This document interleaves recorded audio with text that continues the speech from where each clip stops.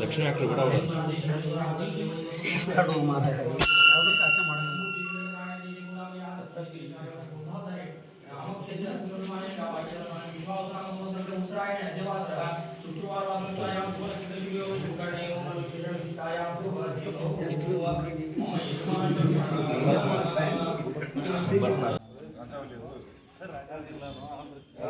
Sir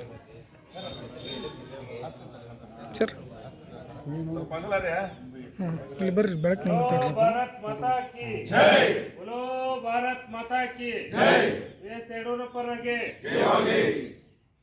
ಇಂದು ಭಾರತೀಯ Janata party Sirhatti ಮಂಡಲ ವತಿಯಿಂದ ವಿಶೇಷವಾಗಿ ನಮ್ಮ ಹಿರಿಯರಂತ ಎಸ್ ಯಡಿಯೂರಪ್ಪರ 84ನೇ ಯಡಿಯೂರಪ್ಪನ ಸಾಹೇಬ್ರವ್ರದ 84ನೇ ಹುಟ್ಟುಹಬ್ಬದ ಅಂಗವಾಗಿ ಆ ಭಗವಂತನಲ್ಲಿ ನಾವೆಲ್ಲರೂ ಪ್ರಾರ್ಥಿಸಿಕೊಂಡಿದ್ದೀವಿ.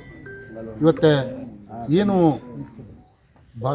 ನಮ್ಮ ರಾಜ್ಯದಲ್ಲಿ, ಕರ್ನಾಟಕ ರಾಜ್ಯದಲ್ಲಿ ಇವತ್ತೇನಾದರೂ ಭಾರತೀಯ ಜನತಾ ಪಕ್ಷವನ್ನು ಹುಟ್ಟು ಹಾಕಿದಂಥ ಗ್ರಾಮೀಣ ಭಾಗದಿಂದ ತಳಮಟ್ಟದಿಂದನೇ ಇವತ್ತು ಬೇರೆ ಸಮೇತವಾಗಿ ಗಟ್ಟಿಯಾಗಿ ನಿಲ್ಲಿಸಿದಂಥ ವ್ಯಕ್ತಿ ಯಾರಿದ್ದರೆ ಅದು ನಮ್ಮ ಸನ್ಮಾನ್ಯ ಶ್ರೀ ಬಿ ಎಸ್ ಯಡಿಯೂರಪ್ಪ ಸಾಹೇಬರು.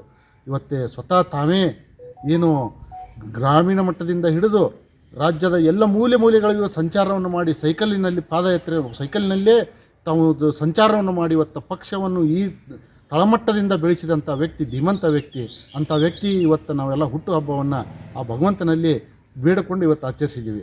ಯಾಕಂದರೆ ದೇಶದ ದಕ್ಷಿಣ ಭಾರತದಲ್ಲೇ ಏನು ಕರ್ನಾಟಕ ರಾಜ್ಯ ಒಂದು BJPಗೆ ಹೆಬ್ಬಾಗಿಲು ಅಂತಂದು ಏನು ಹೆಸರನ್ನು ತಂದು ಕೊಟ್ಟಂಥ ಸನ್ಮಾನ್ಯ ಶ್ರೀ ಯಾರಿದ್ರೆ ಅದು ಸನ್ಮಾನ್ಯ ಶ್ರೀ ಯಡಿಯೂರಪ್ಪ ಸಾಹೇಬರು. ಅಂಥ ವ್ಯಕ್ತಿಗೆ ಇವತ್ತು ನಾವೆಲ್ಲ ಭಗವಂತನಲ್ಲಿ ಭಕ್ತಿಪೂರ್ವಕವಾಗಿ ಪ್ರಾರ್ಥಿಸ್ಕೊಳ್ಳೋಣ.